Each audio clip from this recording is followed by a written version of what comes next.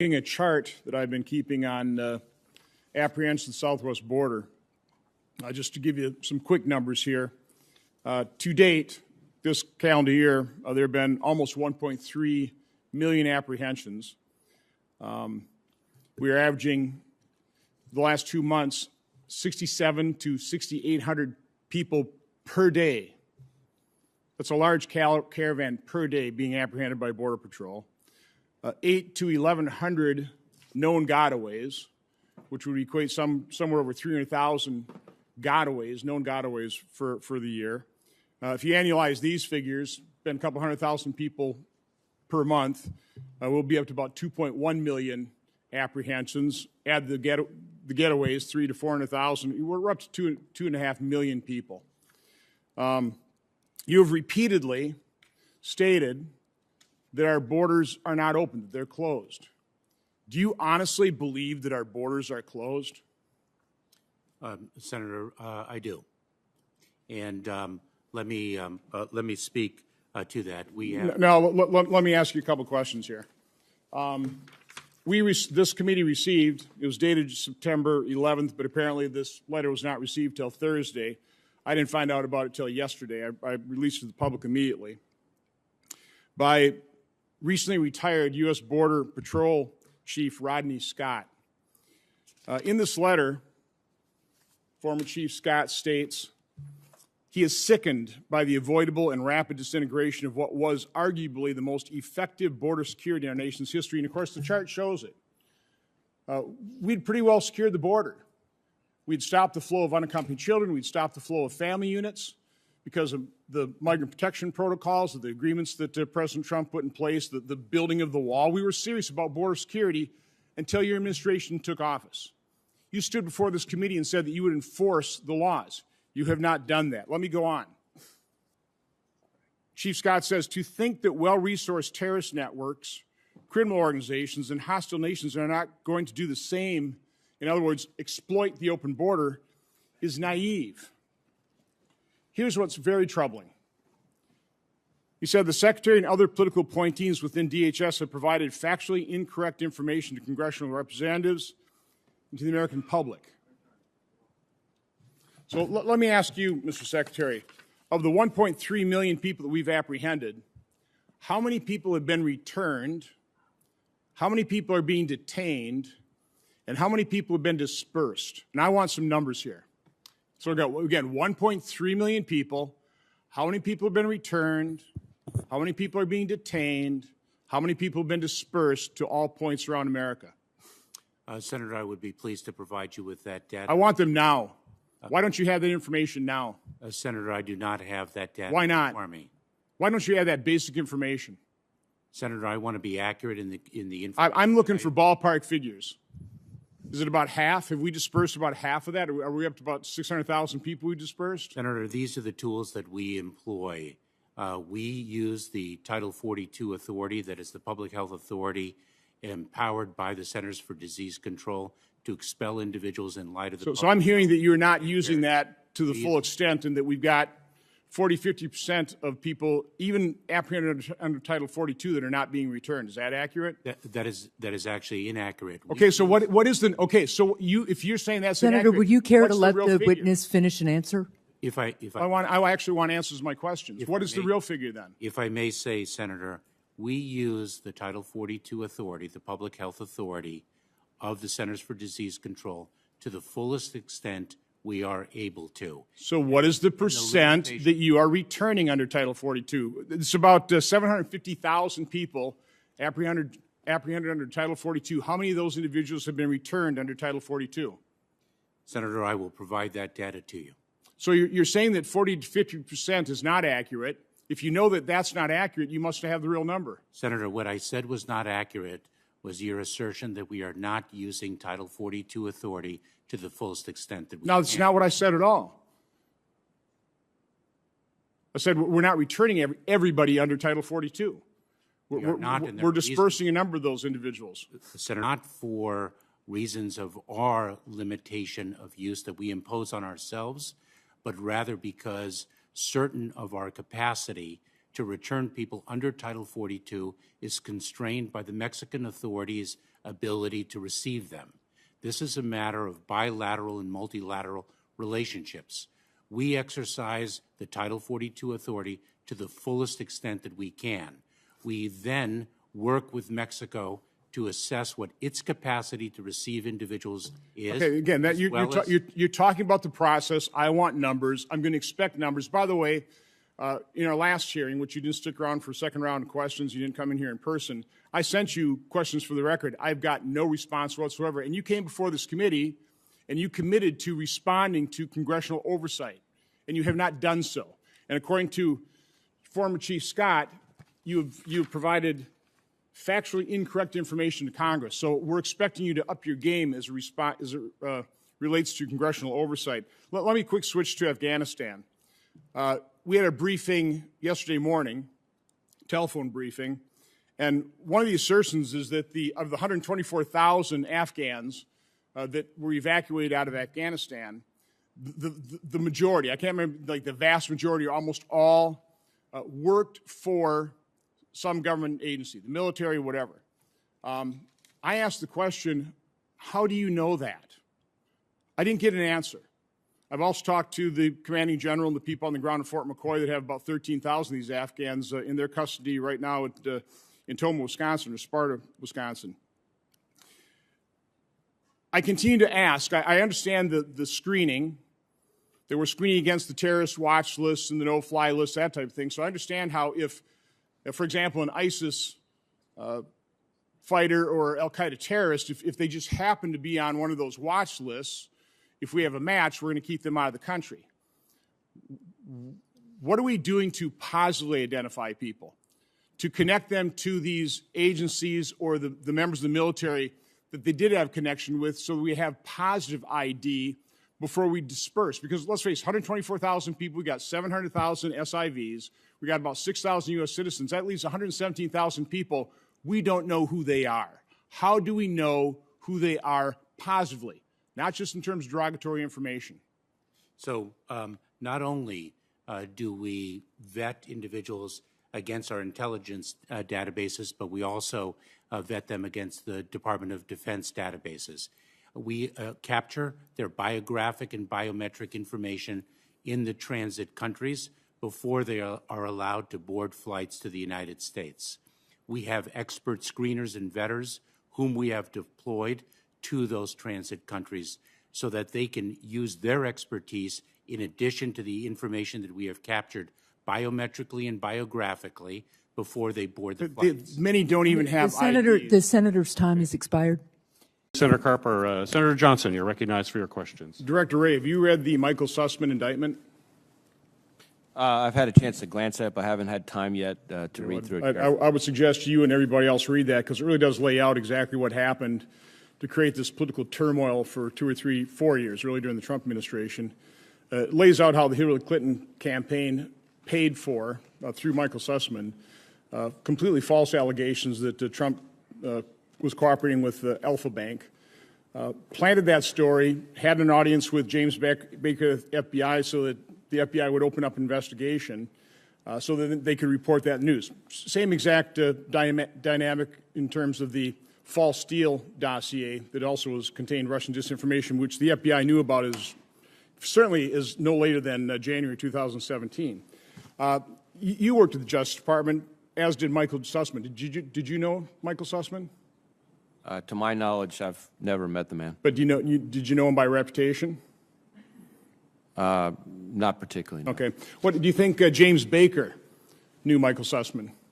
I really can't speak to whom James Baker knew. Do you think it's credible that James Bacon, James Comey, Andrew McCabe, Lisa Strzok, Peter Strzok, Lisa Page, these individuals had no idea who Michael Sussman was and who his clients might be?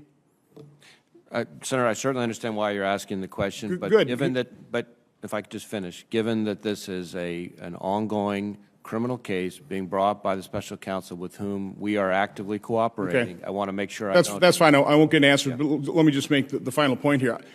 So either the FBI was completely clueless or corrupt, but they didn't check into whether Michael Sussman might have been working for the Hillary Clinton campaign before they opened up the investigation to leak to the press, which put this nation through 3-4 years of political turmoil.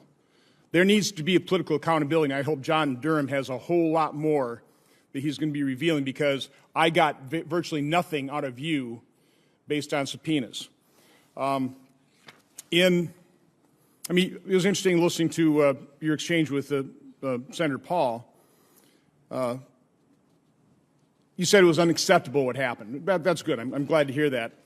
But you were confirmed in August of 2017. In February 2018, the Senate Intel Committee was briefed by Bill Priestap, and the bottom line of that is Bill Priestap of the FBI continued to say the Steele dossier was credible, even though the FBI knew in January 2017 that it contained Russian disinformation. Now, that was under your watch. Do you have an explanation on that? Senator, as I said, we've been working very closely with Special Counsel Durham, and I want to be careful not to start talking about things that may be with. Okay, that's fine. So another non-response. In February 2020, senior Democrats produced a false intelligence product, had it classified, leaked it to the press, accusing Senator Grassley and I of soliciting Russian disinformation, disseminating it. Completely false. But I can't tell you how many news stories were written about that. Fast forward to August of 2020. By the way, I held a hearing on Russian disinformation as part of my Foreign Relations Committee responsibilities in 2015. I'm well aware of the problem of Russian disinformation. So I didn't need a briefing that the FBI requested to give me. So I didn't ask for this briefing in August 2020. When I went to the briefing, there was absolutely no relevant information. It was a completely BS hearing, and I asked the briefers, who directed you to give me that briefing? And all they could say, it's interagency. Well, there are people in the interagencies.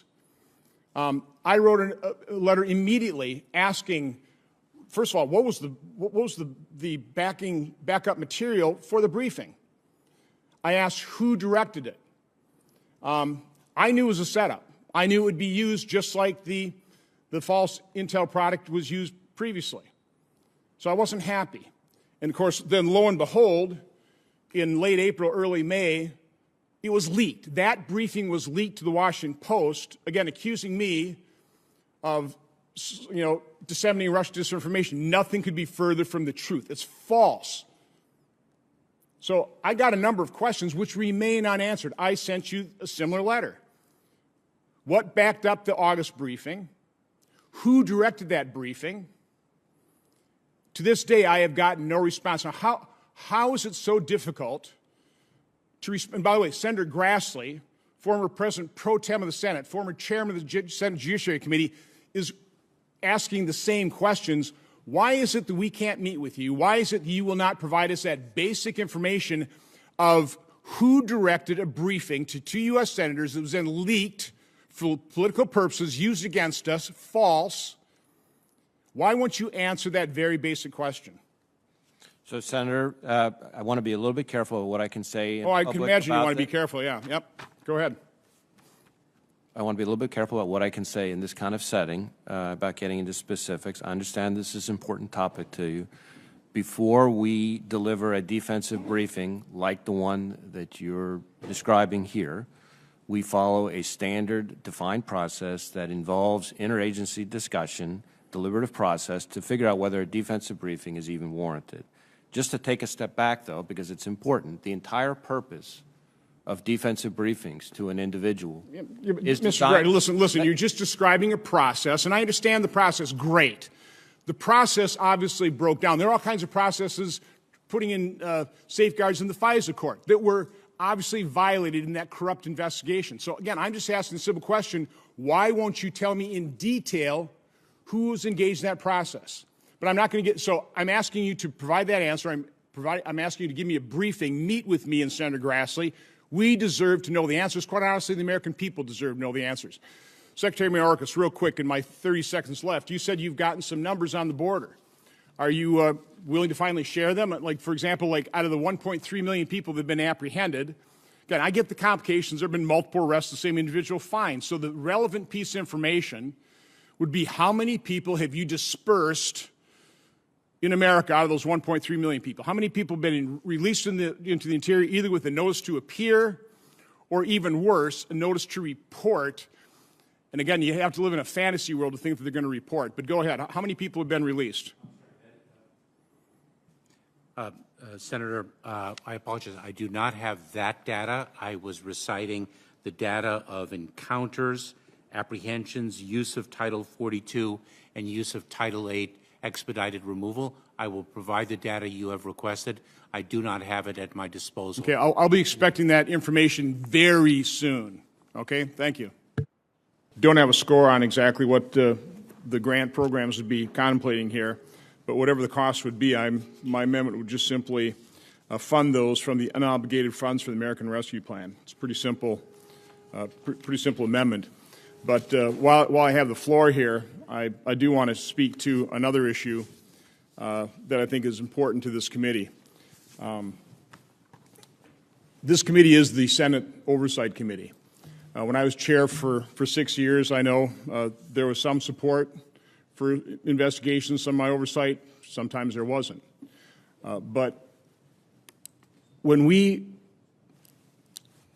have hearings on nominees, we ask them a question whether or not they will comply with legitimate congressional oversight requests. And they always say yes, and that's also true of, for example, the HELP Committee. 5 senators from this committee sent letters to the NIH and the CDC, and then separately to the CDC and HHS. And we invoked 5 U.S.C. 2954, which states that an executive agency on request of the Committee on Homeland Security or any 5 members thereof shall submit any information requested of it relating to any matter within the jurisdiction of this committee. Now, again, this committee has broad oversight jurisdiction. We have not gotten those oversight letters responded to, not effectively, not in a complete format. Mr. Chairman, I sent you a letter, also signed by 5 senators, requesting that you utilize this committee's power to compel the agencies to follow the law. They shall supply the information. Now, I just want to use one example, a letter we sent to HHS Secretary Becerra requesting the unredacted emails from Anthony Fauci that were provided under a FOIA request to a number of different outside groups. We requested those same emails unredacted. By the way, congressional oversight is not subject to the redactions under FOIA. We should have received those completely unredacted. Proof of the fact that the redactions are not valid. I just have copies of one of the emails. This is an email from Peter Daszak dated April 18th, and it's just thanking Anthony Fauci for basically covering for EcoHealth Alliance. You can see in what was produced to the committee and in the FOIA request, we have a big old redaction here. And now it was redacted supposedly because it was related to an open law enforcement investigation. We basically got the same 4,000 pages, the 5 senators, except on this one email, they failed to redact that. So now we know what's under the redaction. Let me just quick read you what supposedly was related to an open law enforcement investigation. It says, it has been a very hard few months as these conspiracy theorists have gradually become politicized and hardened in their stance, especially because the work we've been doing in collaboration with Chinese virologists have given us incredible insight into the risks that these viruses represent so we can directly help protect our nation from bat-origin coronaviruses. We're fighting to keep the communications open with our Chinese colleagues so that we can better address future pandemics like COVID-19. I have no idea why that would be redacted in an oversight response to Congress. I have no idea how that paragraph could be related to an open law enforcement investigation. So I won't go in, I won't describe this any further other than to, again, make the point. This law that we are invoking, that tells the agencies they shall turn over this information. This is a 100-year-old law. It's been modified 2 times, most recent time in 1994, signed by Bill Clinton. The Supreme Court has affirmed Congress's need to have information to write effective legislation. For too many years, and again, I was the brunt of it for 6 years as chairman of this committee, government agencies, regardless of the administration, have thumbed their nose at congressional oversight. They just simply refuse to comply. So we end up being completely ineffective in an incredibly important constitutional duty and responsibility of Congress. Now, again, there is no reason. They have the emails. All they have to do is provide them to the 5 senators who have requested them in an unredacted fashion. By the way, our other oversight request is to CDC regarding any contact between the teachers' unions and CDC regarding their reopening of school guidance. Was that based on science? Was that based on political pressure? I think the public has a right to know. So again, as the Senate Committee on Oversight, if we sit back and do nothing, administrations in the future, regardless of whether they're Republican or Democrat, whether Democrats are in the majority in the Senate or Republicans are, administrations will continue to ignore our oversight requests, and we will not be able to fulfill our constitutional duty and responsibility to our constituents. So I would hope that every member on this committee would join those 5 senators that join me and use this committee's power to subpoena those records to say in a very strong, unified, unanimous voice, Congress will not be ignored. Our oversight responsibilities are important. And we demand, we insist that the administration provide us this information. But, Mr. Chairman, I'm asking that you work with me to prepare a subpoena. Hopefully, we don't even have to vote on it. You have the power to issue it. I would certainly hope that Senator Portman would not send a letter of disapproval, but we can get this subpoena out forthwith and fulfill our constitutional responsibility to oversight. Thank you, Mr. Chairman. Thank you, Senator Johnson. And certainly I concur that we need to get information. We need to do our job here as an oversight committee and make every effort to make sure we're getting information necessary to conduct oversight.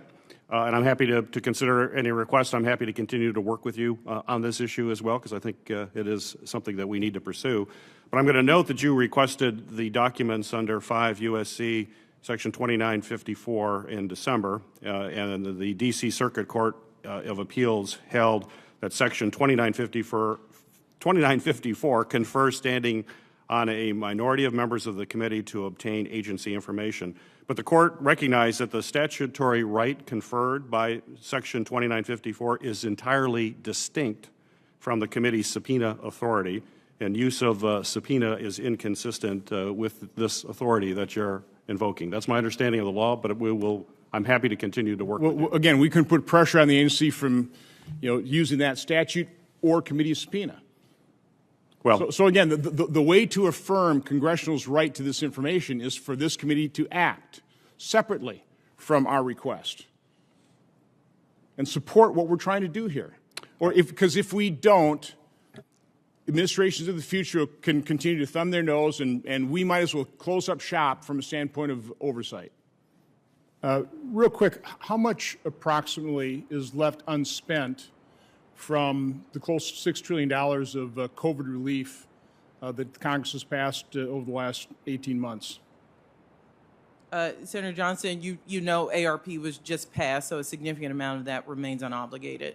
But I can get that for the committee. Well, the reason I ask is when we passed the $1.9 trillion, put air quotes, COVID relief package, there's about $1 trillion left unspent of the previous $4 trillion we spent in 2020. According to the numbers I saw from CBO, about $700 billion of the COVID relief package, the $1.9 trillion partisan package, isn't even going to be spent till 2022 to 2028. Is that correct? Yeah, I think it's appropriate to make sure we roll these programs out in a responsible way. But that's not COVID relief. That's something else. It absolutely is. COVID relief can take time to get out to ensure that some long-term inequities that will last past the pandemic are dealt with. Okay, well, I hope COVID's over before 2028. Can you give me that number, though? I'd like to know, as of today, how much of the $6 trillion of COVID relief remains unspent. We'll make sure all the members on the committee have that data. Just real quick, because you're talking about equity and taxes. Right now, the top 1% make about 21% of income, and they pay 40% of the income tax. The top 10% make about 48% of the income, and they pay 71% of income tax. And by the way, the top 1% will always make a larger share of income, because that's the definition of 1% and definition of 10%. What do you think would be more equitable? Again, top 1%, 20% of income, they pay 40% of tax. Top 10%, they make 48% of income, pay 71% of the income tax. What do you think would be more equitable? What should those percentages be? Senator Johnson, the question I have is they're paying the percentages. Let's take your numbers are fact. That doesn't mean that they're paying a fair share compared to what regular Americans. So again, if you're making, let's concentrate on the top 10%. If you're making almost 50% of the income, what percentage of the income tax should you pay? What we are suggesting is that the wealthiest Americans go back to paying what they paid before the tax cuts of the last administration. So we are moving those tax rates back to 39.6%. What do you think is the maximum amount any American should pay out of a dollar of income to the federal government? Recognizing certain states take 10% or even more. But what should be the maximum amount an American should pay for every dollar of income should contribute to the federal government? What should that percent be? So we have a tax plan. What it says is no one that makes under $400,000 should pay more than they paid now. So we have a commitment not to raise those taxes. But what we're saying is those that make more than $400,000 should pay. But what's that percent? I mean, what do you think? So what is the percent that an American will pay out of a dollar of income? Senator John, overall, we think the right tax rate is 39.6% for the top rate. So about 40%, okay. Senator Stabenow was talking about the glory years of budget surpluses, which, trust me, I wish we were back there in the late Clinton years. The reason we got there is, first of all, extremely strong economy through the 1990s. And I would argue that was set up by what Ronald Reagan did in terms of supply-side economics and setting up the conditions for business investment. So revenue actually did grow in 2000 to 20% of GDP. But that was short-lived. Because Senator Grassley is right. Long-term, no matter what the top marginal tax rate, we get about 17.4%. That's kind of what the American people in the end say that's about all we're going to pay, and they figure out some way to avoid paying the high top marginal tax rate. But the reason we had the surpluses is because spending was 18.5, 18, 17.7, 17.7% of GDP during those 4 years. Now, historically, it's gone up during recessions, like in the 83, early 80s to about 22.9. The first 4 years of President Obama, again, he came to office with the recession, it was 24 to about 22%. Last 4 years was about 20.8%. The president's budget is calling across the board for 24.5% spending of GDP. Don't you think that is way too much? So one, I'll point out that those times that Senator Stabenow you mentioned, the top tax rate was 39.6%. So we're trying to go back to those levels. So, we talk about spending as the problem. One thing we think we should do is change the tax rates to make sure we do go back to fair rates at a time of a strong economy. And we don't think people are paying their fair share. We've seen that in the data. We've had a tax cut that did not do what we claimed it would do. So we are trying to go back and make sure that the top earners and corporations do something to make sure we can spend on infrastructure. Final point, what I was pointing out, those outlays are going from averaging about 20% in the last 4 years around Obama to 24.5%. That's a massive amount of spending increase. when we have, let's face it, a very strong economy, 5.8% unemployment.